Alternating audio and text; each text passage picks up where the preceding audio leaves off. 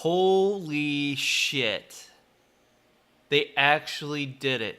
They buffed Succ Mae and they gave us everything we asked for and more. Shit I didn't even fucking think about. Like, look at this shit. Look at these patch notes. This is the cleaned up version that I kind of put together based off what everyone else provided. There's so much packed into this patch for adjustments for Maewa in general, but primarily Succession that's targeted here. It's massive changes across the board. They hit everything. They they updated Chase. Chase now in pre-awakening moves like it does with awakening. So it's definitely improved in my opinion. You lost Chase Cancel, but honestly that's a small price to pay. Maewa doesn't need Chase Cancel. I've seen some mooses complaining about it, but honestly, like, if they need that, they need to learn how to adapt. Maewa doesn't really need that. So that's huge. Chase now gives petals up to 2, and it doesn't matter if it's on cooldown or not. That's huge. That's going to be a massive improvement in our ability to get into Red Blade. Like, look how easy this is. Look how fucking easy this is. Hold on, let me enter Red Blade real quick. Let me absorb it. We're out of Red Blade. Look at that. That's it. Instead of doing this shit, no more of that. That's it. That's all you gotta do. That is fucking huge. That's massive. I can't even express to you how amazing of a change that is. That is such a major quality of life change for Succ Mae. I can't even fucking begin to describe how much that's going to impact the kit. That alone impacts the kit in a very major way. That change alone impacts the kit in a very major way. And then they took the duration of Red Blade and increased it from 10 seconds to 30. I was originally like hoping for 15 to 20 seconds. They gave it fucking 30. Holy shit. That's so fucking impactful. Look at this shit. 30 fucking seconds now. 30 fucking seconds, and as long as you cast Decap again, it resets. You know how much extra time that is for us to be able to look for openings and opportunities to use our skills? That is such a massive quality of life change. I am so happy they did that. So fucking happy. Those 2 changes alone right there, honestly, I'm over the moon with that shit. Just those 2 alone. But they fucking did more. They fucking did more. They also added, in addition to Prime Decapitation, it has been added that the Red Petals and Red Blade State can be obtained when using Prime Dragon Bite. Now, this unfortunately is not in Global Labs, but supposedly you can enter Red Blade State just by doing that. If that ends up actually being true when you go live, that is massive. Say you're running away from someone, you can do D-Bite right there, rather than having to do some awkward fucking stop to enter Red Blade State with Decap. What that does, that opens up your options as far as like how to quickly enter in Red Blade State, and also your combo potential. Like, you chase, and if it goes in, you can go blooming right away.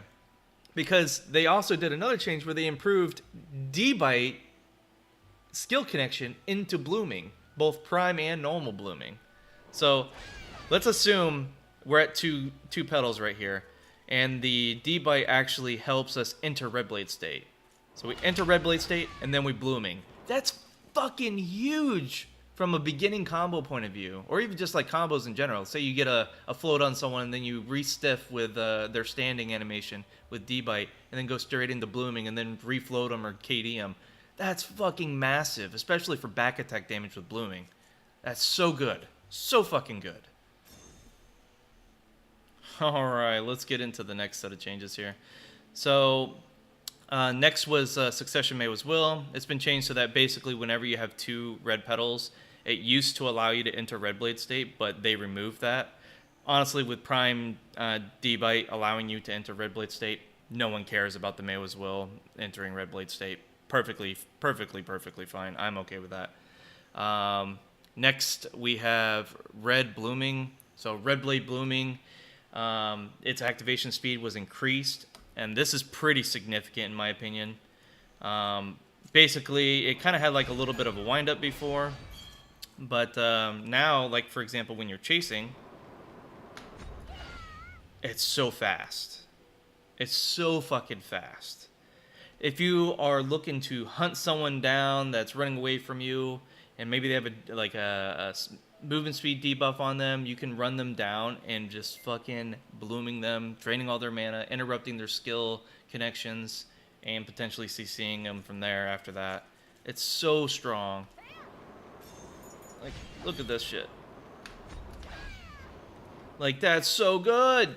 So fucking good. And of course, it's the same kind of activation speed in the combos as well, so just imagine that.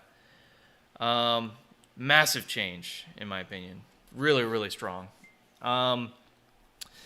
Next on the list is Carver. So basically, they removed Foreguard from Carver in all forms. So that is one negative, but honestly, with everything they're giving us, who gives a shit? Who fucking gives a shit? Yeah, sure, we lost a Foreguard, but we gained so fucking much. Instead, what they did is, for Red Carver, or Red Blade Carver, they changed the Foreguard to Super Armor. Massive change from a combo point of view. It's so good. So fucking good. Now it's Super Armor. That means we're a lot more protected on our back, and we're not going to get fucking caught out mid-combo anymore in, like, say, AOS or Open World, No Wars, whatever. That's so good. So fucking good of a change. Next we have... God, there's so many fucking good changes. Next they have Prime Charge Stub Arrow.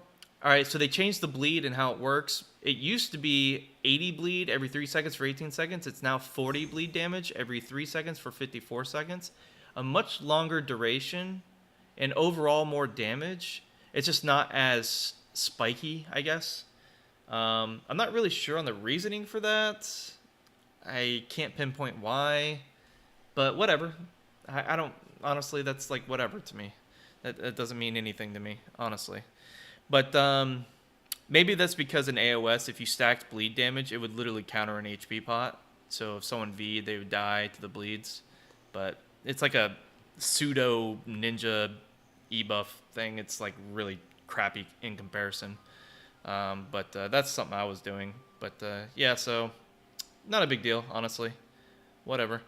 They fixed the issue where the number of reloads was immediately deducted intermittently when first firing after learning the skill, which not really exactly sure what that means, but basically you consistently get 5 arrows now is what my understanding is. Here's a crazy thing. So they removed the guard gauge damage from Carver and Prime Red Moon, and they gave it to Prime Charge Stub Arrow.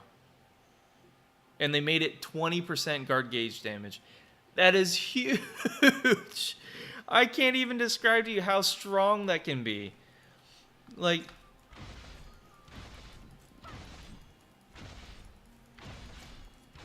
that's ridiculous. Every single one of those does minus 20% guard gauge damage. That's so crazy. That's wild. I mean, I understand the reason why they did the 20%. They took away 2 skills that did 10%, and they gave 20% to the arrows. You get 5 to 6 shots, depending on how you shoot the arrows, because it's a little buggy. But generally, the idea is people move, and you're not going to get hit with every single arrow. And because the arrows have a 13-second cooldown, there's a reload period. They're going to recover their guard if you didn't break it. So I understand the reasoning for it. It's pretty strong, though, if I must say. So don't be sitting in block versus Charge Stub Arrow, I guess. Fucking Christ. They fixed the issue where even though Prime Charge Stub Arrow was learned, when using Stub Arrow Evasive Shot after some skills, they were fired in normal combat. So basically, when you would do... not the Charged Evasive Shot. If you did the one to the side, it would just do a normal shot instead of the charge shot. So that's been changed. So it always does the charge shot now. So that's good. So yeah, that's a really good change. What else did they do here? Prime Blooming Stride. They changed it so instead of ignoring stun resistance for the this is the passive for Succession. So instead of stun resistance minus 5% or plus 5% to ignore stun resistance, it's ignore all resistance now. So it's plus 5% to ignore all. So that's pretty fucking massive.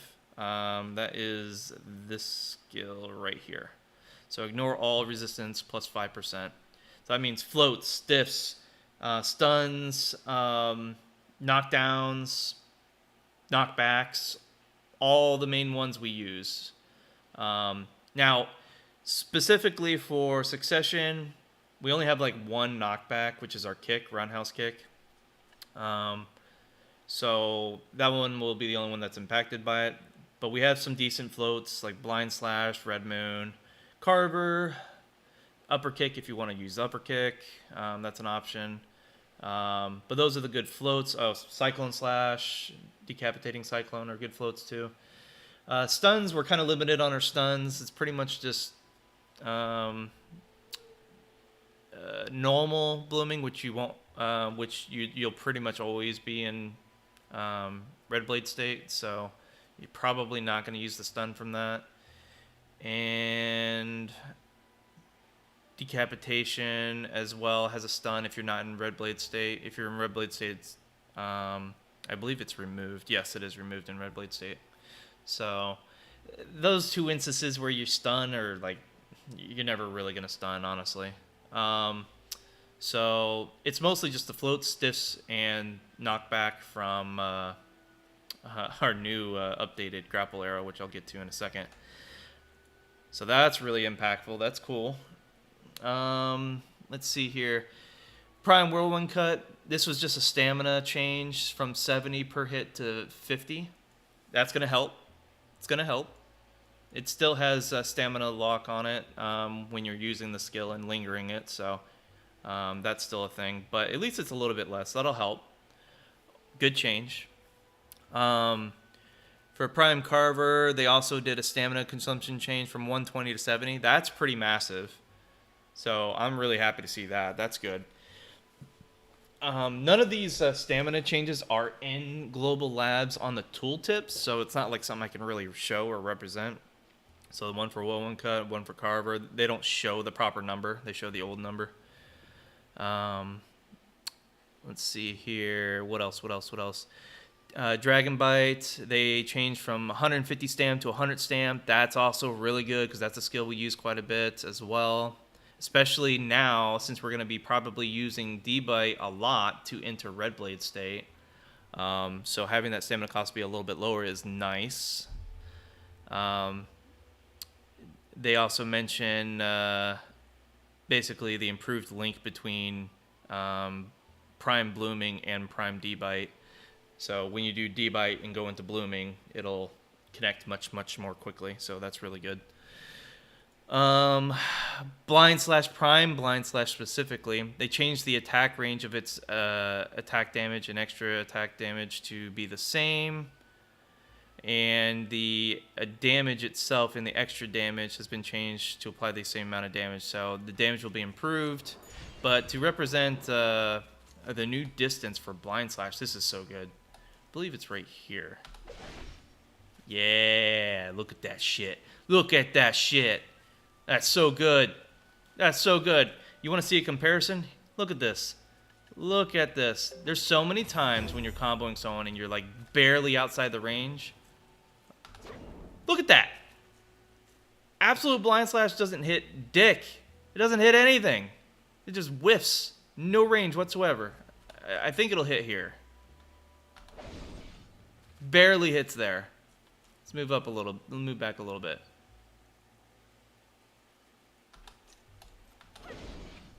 Barely hits there. It won't hit from here. So having this improved range is pretty crazy. It's going to help a lot with refloating people. That's so much of an improvement. Massive change. Really happy to see it.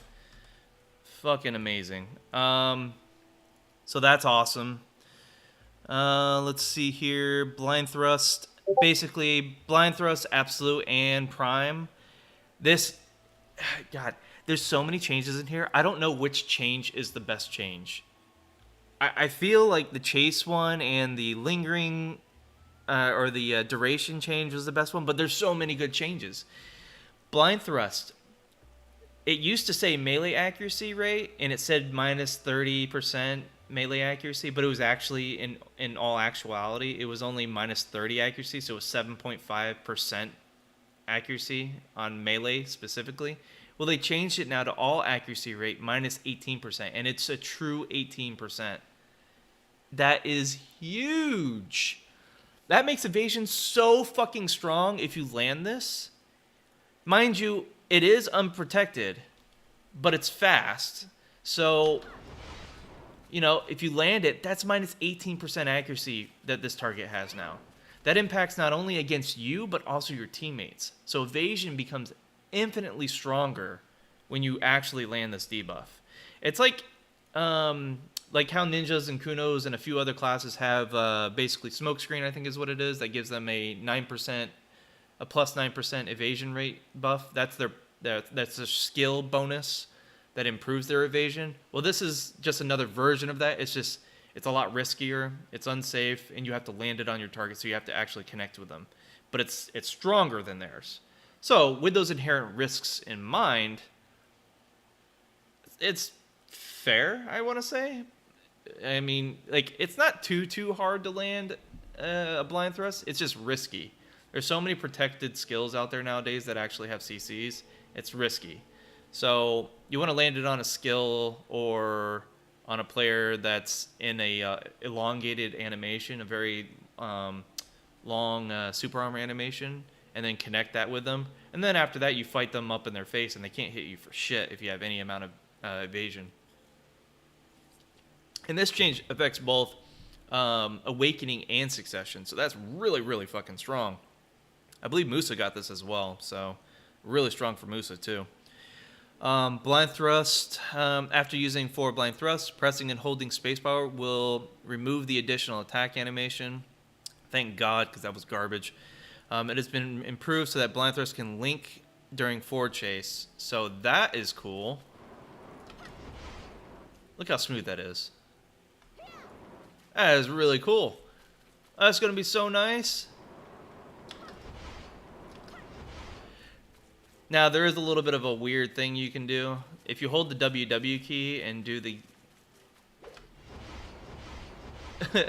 blind thrust animation, you can do this. This is, however, very, very stamina cost inefficient, and it's slower than just chasing, so not recommended. I already did tests on that, but it is funny. Let's see here. Let's pull up our notes again. Here's a really cool change that I never thought in a million years they would fucking do. Backstab got improved. So Backstab has changed as follows. It has super armor now. That's already cool. And then upon successful hit with blind thrust, you just hold spacebar and it does backstab. So if you hit with blind thrust, it'll automatically do backstab. And it's super armor, so it's safe. And then after using backstab, it has been improved to smoothly connect with skills such as backstep slash, nemesis slash, whirlwind cut, melee decapitation and prime decapitation, and blooming and prime blooming. And the cooldown was changed from 20 seconds to 6 seconds. However, in all actuality, the tooltip says 13 seconds. So I don't know if they're, or 12 seconds. I don't know if they're going to improve that to make it 6. So I hope they do. Because that's, I think, what the intent is, that every time you use blind thrust, you get backstab. So I hope the intent is that they do make it 6 seconds. But right now it says 12.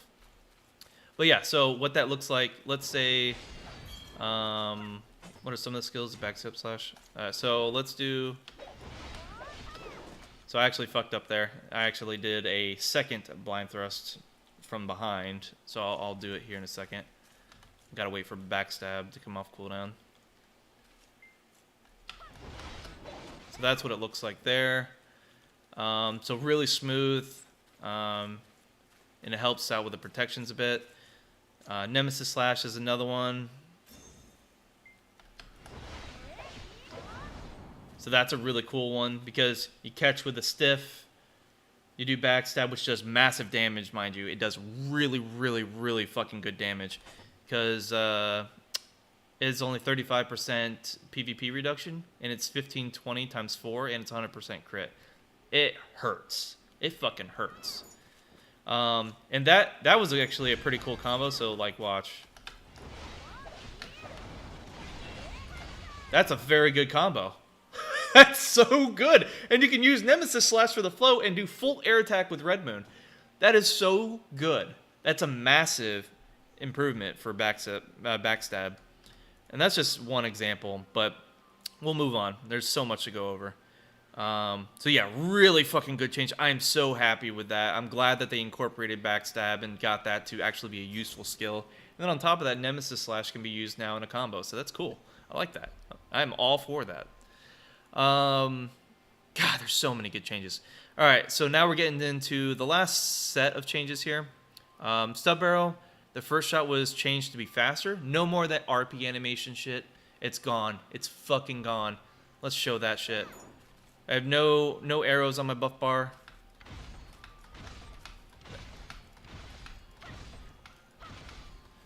It's so much better now. So much fucking better. Thank you, God. They also increased the duration from 60 seconds to 2 minutes. It actually says 5 minutes on Global Labs. I'll represent that here. I'm not sure if they plan on bringing that down to 2 minutes. Either way, it doesn't matter if it's 2 minutes or 5 minutes. Really good. Let me see. Grapple Arrow. This one is a massive change too. God, there's so many good ones. All right, so Grapple Arrow. Grapple Arrow was changed as follows. Forward Guard was changed to Super Armor. So that's going to make it so much better. It's already improved right there. Then they did something crazy. They added a knockback effect to the hit. So if you successfully hit, it'll do a knockback. Like, what? It does it in... It's a Super Armor knockback now from a pre-awaken tree. And that affects Awakening as well as Succession. That's huge. That's such a good fucking skill now from an offensive standpoint rather than just, disengage. And they also changed the cooldown. So it's 10 seconds at max. So now it's actually 6. 6 seconds. That's fucking huge. That's so much more mobility. That's awesome. And it's a Super Armor. And it's a knockback potential. They also changed the cost of the stamina from 150 to 100. It just gets better. It just gets fucking better. They mentioned on here that, however, stamina has been changed to recover after the attack. Not a big deal. It does a slight linger. So let me show that. Here's my stamina. All right, we have our stamina around 50. It starts recovering, and now the linger's gone.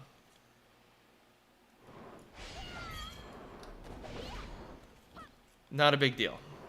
Not a big deal at all. That's totally awesome. I am perfectly happy with that. And then they did something even crazier. So all that shit, all those improvements to Grappler, and then they added this. Improvements have been made so that the character rotates in the direction of the camera when attacking. You don't need mouse movement. You can fucking CC someone from behind their foreguard if you land it properly. Now, I have noticed that the actual CC is very inconsistent when you do the rotate. You have to like land right on their ass. There's like very little hitbox on the sides. You have to be like pretty much within the small box of where your character's size is. That's basically what I understand it to be. But you definitely can get behind someone's foreguard with that. So that's pretty awesome because it's a safe CC. Really, really fucking strong. Massive, massive improvement. And then this. Like, this is the problem. I don't know which change is the best change. I want to say the chase getting petals and then the longer duration are the better changes out of everything, but these are all good changes. They gave us our iframe that we've been asking for. They finally gave us one that is actually worth fucking using. So Stub Arrow Evasive Shot was always kind of like a janky, you'd never want to use unless you had really good ping type situation. I never used it because it always got me caught and killed. And now they fixed the reasons why. Now, you'll still potentially get caught in it, admittedly, but it's so much better than what it was. So, Evasive Shot, the cooldown changed from 8 seconds to 2 seconds. 2 seconds! A 2-second cooldown iframe. What the fuck? So, like, okay. We can work with that. And then change to ignore character collision while moving when using a Stub Arrow Evasive Shot. So before, you actually would have collision if you were to use it, and you would be stuck right here, which is part of the reason why you would get caught. But now you don't. And it's wider too. The animation's wider. So that's another part of the problem that Evasive Shot had. Is it was such a short, it would twirl right about here, and then if you had anything next to you, the collision would take effect, and then you'd be fucked. Well, now you don't have to worry about that. So you can actually do like a backward movement. So that'll help you dodge abilities, that'll help you dodge grabs. And the fact that it's 2-second cooldown, you need arrows in your quiver. That is perfectly fine. I am so happy with that. I'm going to start using it and try to make that work. I hope the actual iframe is going to be far more useful now. I think it will be. So I'm really happy to see that. That's awesome. It also has been changed so that it no longer consumes stamina. That's fucking awesome. Another stamina change. That's fucking awesome. I will say I did note when I was testing it though, however, the stamina does not recover when you're doing the actual attack. So let me represent that.